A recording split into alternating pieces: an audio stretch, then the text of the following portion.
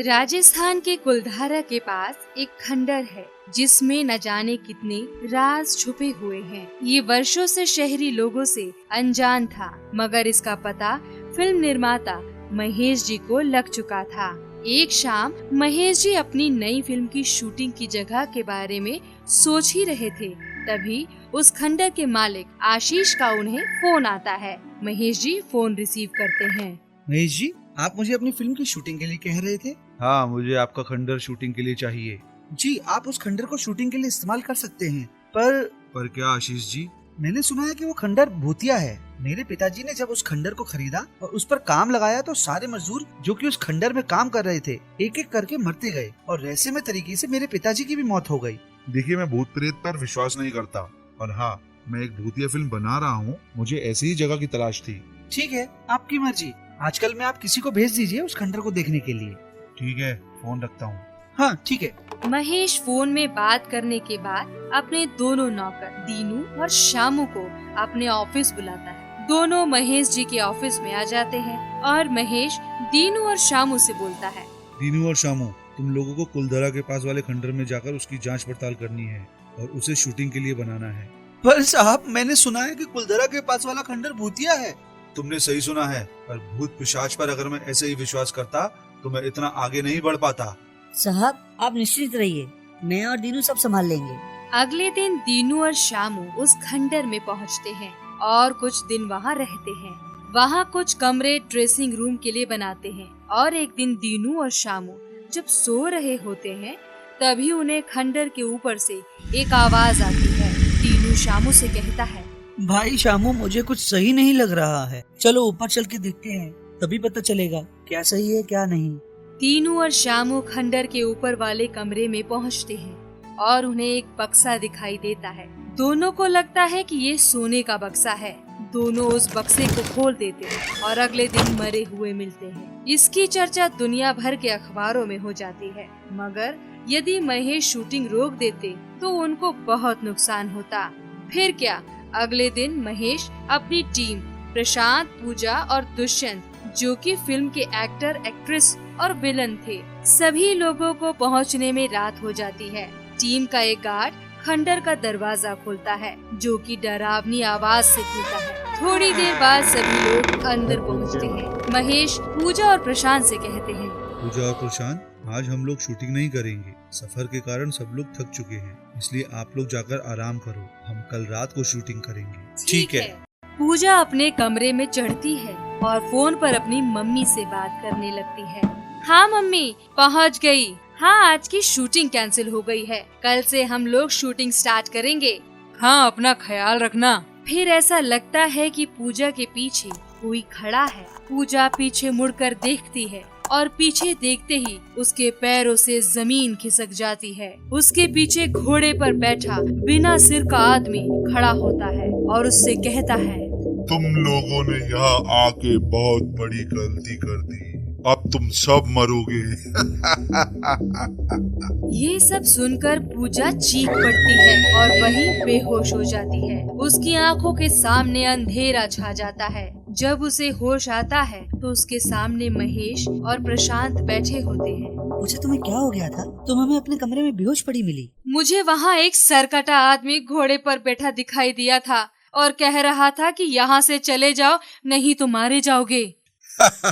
तुम भी पूजा, थकावट के कारण तुम्हें ऐसा लग रहा होगा। तुम रेस्ट कर लो, कल से हमें शूटिंग भी करनी है। महेश जी ठीक कह रहे हैं। पूजा, तुम सो जाओ, हम कल मिलते हैं। पूजा सो जाती है और थोड़ी देर बाद कमरे से निकलकर खंडर में पहुंच जाती है। वहां उसे एक सर घूमता हुआ दिखाई देता है। वो सर पूजा के पास आता है और कहता है, अब भी कह रहा हूँ, यहाँ से चले जाओ वरना किसी को नहीं छोड़ूंगा। पूजा की नींद खुलती है। वो घड़ी में समय देखती है। रात के 12 बज रहे होते हैं। फिर पूजा अपने आप से कहती है, थैंक गॉड, ये सपना था। फिर अगली रात शूटिंग का समय होता है। पूजा और प्रशांत अपने कॉस्ट्यूम में होते हैं और दुष्यंत एक भूत वाले अवतार में होता है। महेश तीनों को स्क्रिप्ट समझाते हैं। प्रशांत, पूजा और दुष्यंत। इस सीन में दुष्यंत जो कि एक भूत पूजा को परेशान कर रहा होगा, और फिर प्रशांत जो कि आप हीरो हैं इस फिल्म के, आपको पूजा को बचा लेना है। अभी 10 मिनट का ब्रेक है। सभी लोग अच्छे से तैयार हो जाओ, फिर 10 मिनट बाद मिलते हैं। सभी लोग 10 मिनट बाद मिलते हैं, पर दुष्यंत कुछ बदला बदला सा लग रहा होता है। उसकी आंखें लाल होती हैं और दुष्यंत कुछ ज्यादा गुस्से में लग रहा होता है। दुष्यंत एकदम अपने भूत वाले अवतार में आ जाता है। लाइट कैमरा एक्शन बोलते ही शूटिंग शुरू हो जाती है। पूजा को भूत बन के परेशान करने वाला सीन चालू हो जाता है। मुझे छोड़ दो, मैंने तुम्हारा क्या बिगाड़ा है? मैंने तुझे 2 बार चेतावनी दी थी कि यहाँ से चली जा, मगर तुम लोग यहाँ से नहीं गए। अब इसका अंजाम तुम खुद भुगतोगे। तभी पीछे से महेश जी के चिल्लाने की आवाज आती है। कट कट कट, ये क्या बोल रहे हो तुम दुष्यंत? यहाँ तुम्हें कुछ और बोलना था। मुझे लगता है तुमने अपने डायलॉग ढंग से याद नहीं किए हैं। दुष्यंत जोर जोर से हंसने लगता है और अपने सर को 180 डिग्री में घुमाकर पीछे की तरफ कर देता है और बोलता है, महेश, तुझे फिल्म बनाने का बहुत शौक है ना? अब तू नहीं बचेगा। मेरी मर्जी के बगैर मेरे खंडर में कोई प्रवेश नहीं कर सकता। फिर दुष्यंत महेश जी के ऊपर लगातार हमले करने लगता है। महेश जी चोटिल हो जाते हैं और फिर दुष्यंत अचानक से बाहर की ओर भाग जाता है। अचानक से लाइट चली जाती है, बाहर तेज बारिश होने लगती है और मौसम बिगड़ने लगता है। तभी बाहर बिजली गिरती है, सभी लोग डर जाते हैं और फिर एक चमकीला साया उस खंडर के अंदर प्रवेश करता है। अचानक से लाइट आ जाती है। वहाँ का दृश्य बहुत खतरनाक होता है। दुष्यंत की सिर कटी लाश वहीं पड़ी होती है और बाकी टीम मेंबर मारे जा चुके होते हैं। केवल महेश, पूजा और प्रशांत बचते हैं और वो साया एक राक्षस में बदल जाता है और कहता है, मैंने तुम लोगों को बहुत बार चेतावनी दी थी कि यहाँ से चले जाओ, मगर तुम लोग नहीं गए ना, अब मरो। तुम कौन हो और तुमने इन सब लोगों को क्यों मार डाला? मैं यहाँ का मालिक हूँ और मुझे पसंद नहीं कि कोई मेरे रहने की जगह में आए। तुम वही हो ना जिसने मुझे बहुत बार डराया है और मुझ पर हमला किया था, क्यों है ना? हाँ, मैंने ही तुम्हें डराया था ताकि तुम यहाँ से चली जाओ, पर अब तुम लोग तड़प तड़प कर मरोगे। देखो तुम जो भी हो, हमें यहाँ से जाने दो। अब हम दोबारा यहाँ कभी नहीं आएंगे। अब मुझसे माफी मांगने का कोई फायदा नहीं है। मैं तुम लोगों को नहीं छोड़ूंगा। अब मरने के लिए तैयार हो जाओ। मगर तीनों लोग वहाँ से भाग जाते हैं और हवा में उड़ता हुआ राक्षस उनका पीछा करता है। वो तीनों खंडर के एक कमरे में छुप जाते हैं। फिर महेश जी पूजा और प्रशांत से कहते हैं, पूजा और प्रशांत, मुझे माफ करना। पता नहीं, अगर मैं समझ जाता कि वो राक्षस ऐसा कर रहा है तो आज हम लोग यहाँ खतरे में ना पड़ते। नहीं महेश जी, इसमें आपकी कोई गलती नहीं है और बेहतर ये होगा कि यहाँ से बचने का हम रास्ता ढूंढ निकालें। हाँ प्रशांत, तुम सही कह रहे हो। तभी राक्षस पीछे से बोल पड़ता है, जब तक मैं यहाँ हूँ, तुम्हारी आत्मा भी यहाँ से बचकर नहीं जा सकती।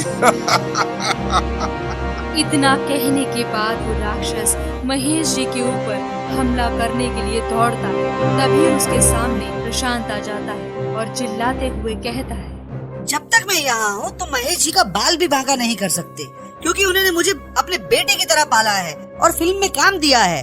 अच्छा, तो तू पहले मरना चाहता है तो ठीक है। राक्षस जोर से हवा में हाथ उठाता है और अचानक से कमरे के ऊपर एक जोरदार बिजली गिरती है और प्रशांत का सर धड़ से अलग हो जाता है। तुरंत ही उसकी मौत हो जाती है। फिर राक्षस हवा में महेश और पूजा को उड़ाने लगता है और उनको दीवार से पटकते रहता है और कहता है, फिल्म का हीरो तो मर गया, अब डायरेक्टर और हीरोइन मरेगी। तुम्हें मुझसे कोई नहीं बचा सकता।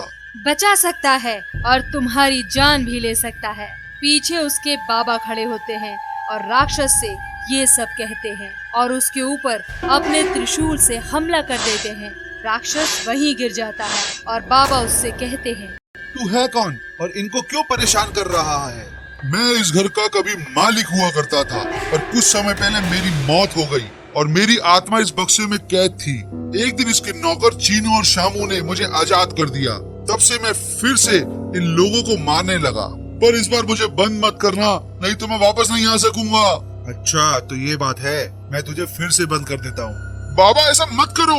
बाबा उस राक्षस की एक भी नहीं सुनते और उसे अपनी शक्तियों से फिर से उस बक्से में बंद कर देते हैं। फिर पूजा और महेश जी बाबा को प्रणाम करते हैं और पूजा बाबा से पूछती है, बाबा, आपको कैसे पता लगा कि हम लोग खतरे में हैं? बेटी, मुझे दुष्यंत ने फोन करके बताया था कि यहाँ कुछ गड़बड़ है, इसलिए मैं यहाँ आ गया। चलो अब समय व्यर्थ ना करो और जाके प्रशांत का अंतिम संस्कार कर दो। प्रशांत की मौत से महेश जी बहुत दुखी होते हैं और उसका अंतिम संस्कार कर देते हैं।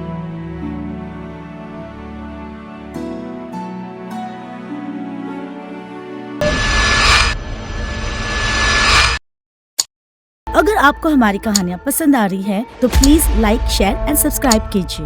आपका फीडबैक एंड सजेशंस हमारे लिए बहुत कीमती है।